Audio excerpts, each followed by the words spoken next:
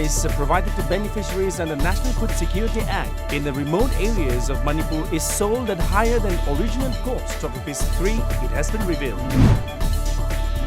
The government of Assam has bestowed Silpi pension on Laikondam Ibempisad, who is popularly known as Surgi Kumari, on the occasion of 73rd Independence Day.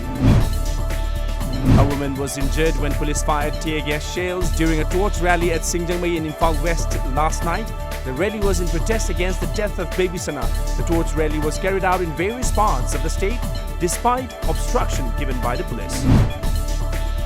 Medalists and coaches of the two-day 21st Youth, 22nd Junior and 23rd Senior State Level Weightlifting Championship held at Sai SG Utlo from August 13 to 14 were felicitated at Irengam Salam Achobo Community Hall yesterday. BJP membership enrollment for Bishnupur Assembly constituency was conducted at Ningthokhong Bazaar Community Hall, Bishnupur District.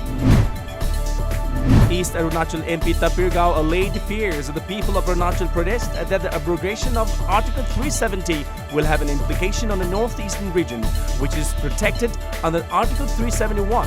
It was said that the abrogation of Article 370, which gives a special status to Jammu and Kashmir, has given rise to uncertainty and apprehensions among the people of northeast, as the region also enjoys special status under Article 371.